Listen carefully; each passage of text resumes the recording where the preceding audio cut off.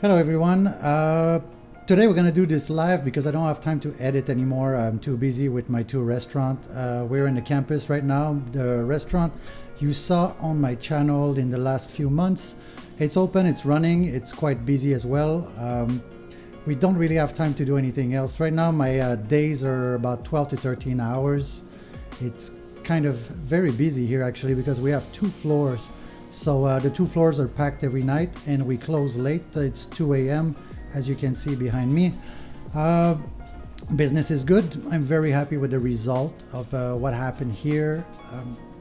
A lot of it's a restaurant designed for it's next to university, so it's designed for the students to come here, affordable prices, and the plan was to pack the place completely so I could make money like this, like smaller profit but more volume. So that's the way I went, and it's paying off. It's doing quite good. If you hear some sound around, it's because I'm not in my office, I'm not in my house. I'm just behind the bar in the restaurant. So anyway, I'm gonna live stream from here from now on, and maybe I'll cut some clips as well. It was a gamble to open this place. The gamble paid and is still paying. My other restaurant called The Park is still doing great without me. I was a little bit worried that it was going to go a little bit up and down if I wasn't there, but it's maintaining. I'm still getting great reviews. The quality is still there. I pop in once in a while to see what's happening, and it's doing okay.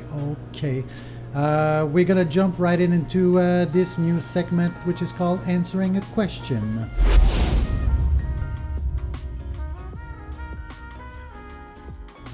All right, the question is from Adilet Saralinov. Thanks a lot for your videos. Is it possible to start a Pan-Asian Panda Express type restaurant with limited cooking experience? Plan is to develop few menu items with exact calculation, how to make them. If you don't know how to cook, it makes things a little bit more complicated. It's always better to know how to do everything, but then again, most of the chefs that you see in the kitchen, they're not really chefs, they're cooks, they're line cooks. Basically, they're technicians. They're there to assemble the menu. When you, for example, in this restaurant, the campus, I made an experiment. I have no full-time, no professional chef or waitress. All my staff is students. They're all part-timers, and I make it work. However, I can cover the lacks of skills or knowledge from my workers. What you want to do, it's possible to do it, to be honest with you. If you keep it simple, you can do it. You need to write down a pretty darn good SOP with all the recipes and how to do it with pictures, so people can understand how it's supposed to look like. And yeah, and it's going to need a lot of supervision. I'm not sure how big is the shop you want to open. If it's just a counter, if it's just a counter, it's quite simple and quite cheap. I used to have a pizza counters for well, I had 4 of them. I didn't close the last one. The last one I moved it here, and sorry. And I had it for 10 years and it was doing great money. It's the way to go. If you want to have a dining room, it gets a little bit more complicated because you need more service, need more attention to customers, more cleaning, more maintenance. If you do, I think like if you do like Food Panda, I think they're mostly, we don't have them here, but I think they're mostly counters with takeaway and delivery. It's a small shop. I think you can get away with this. I took some notes here. With a small inventory, it's not really difficult to order. If you have a good SOP with whatever you need, then every time you make a sale, you know what's going down in your inventory. So to reload, restack, it's easy. Also, counter food mostly is frozen food. You will defrost, you will cook, and then you will refreeze, and then you will probably reheat in a microwave or in a combi oven. So I think for inventory, wastage, and stuff like that, it's not a big issue. Storage is quite easy. Like I said, mostly frozen stuff. Planning ahead is, if you have no experience, you know, you're gonna learn on the fly, and you're gonna pay to learn. Everybody's makes I still make mistakes sometimes. I've been doing this for 32 years.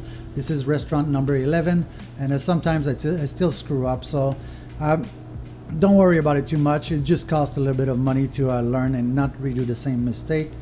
Volume ordering is one of the questions you ask. I'm sorry, I got something in my throat.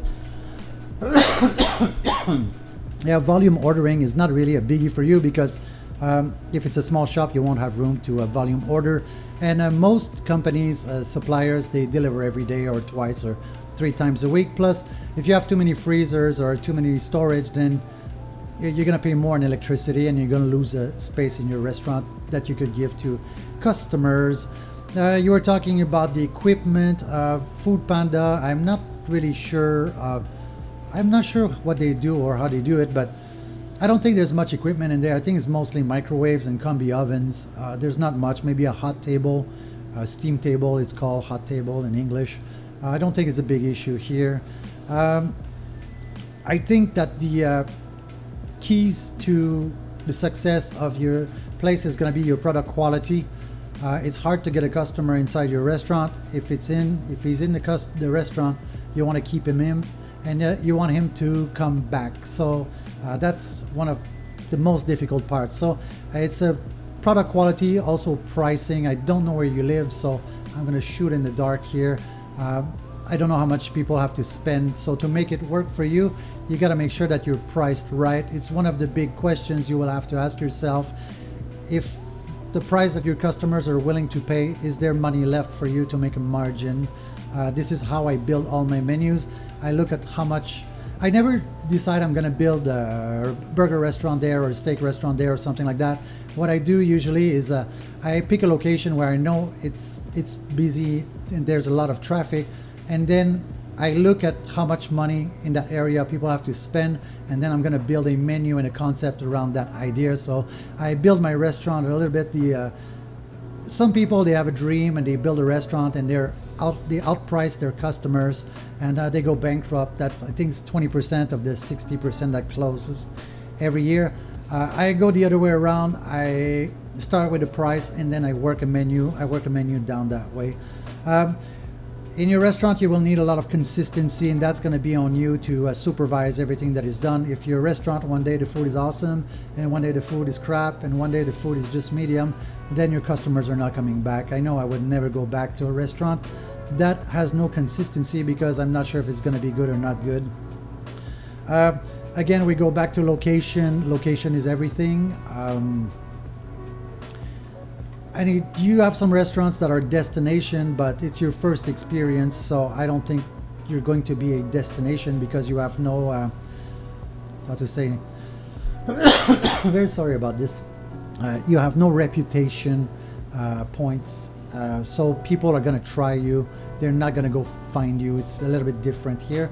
And the other thing here, the most important, is customer experience. It's difficult, it's complicated.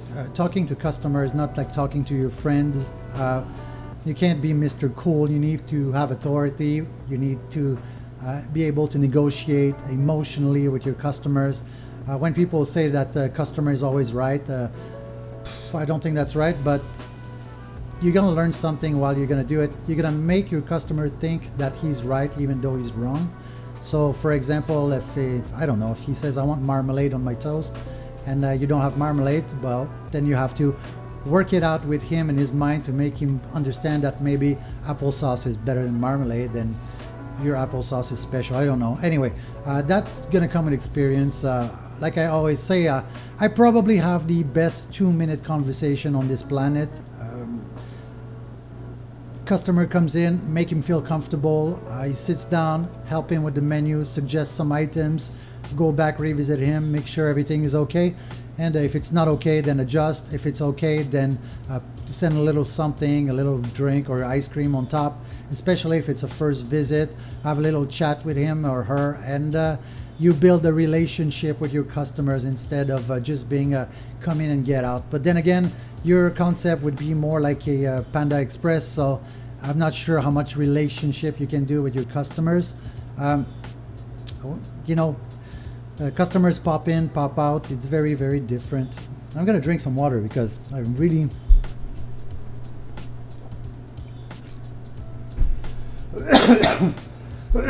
Yeah, sorry. It's 2 a.m. My voice is shot. I'm a bit tired.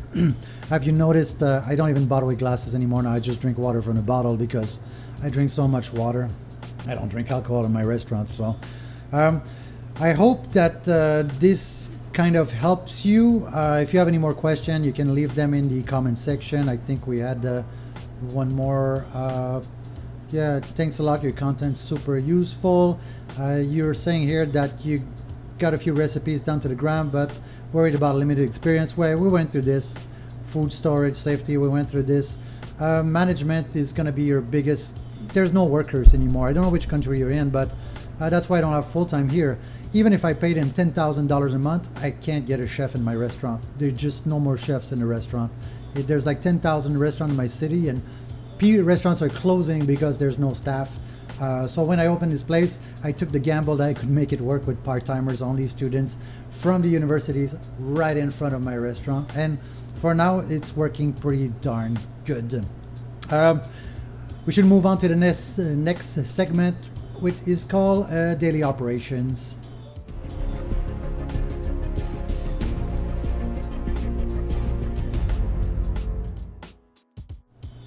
All right, we're back. You were asking about daily operations. Daily operations is the most important thing in your restaurant.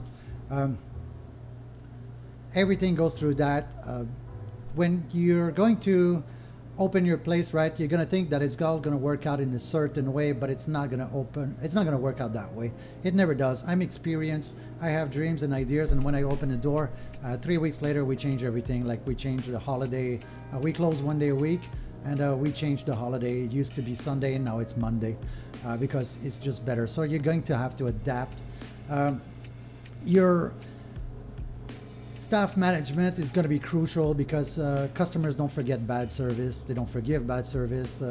Most of my, I'd say the limited amount of negative reviews that I get on Google, whatever, is because of service. And then I have to pay a lot of attention to this. People will forgive a dish that, let's say, is not the best dish you've ever made, and the customer tells you can fix, you can redo the dish, you can give a discount, you can give freebies and stuff like that. But customer service, you can't. There's no forgiving. If your staff is screwing up, you're screwing up yourself. That customer is gone. He's never coming back, and he's telling his friends that he's never coming back. I hope this answered most of your question. I'm gonna keep this short. It's my first stream, and I don't know how long. So anyway, that's that for today. And if you guys have any questions, you can ask in the comment section, or you can ask in the chat if you're interested. So anyway, catch you later.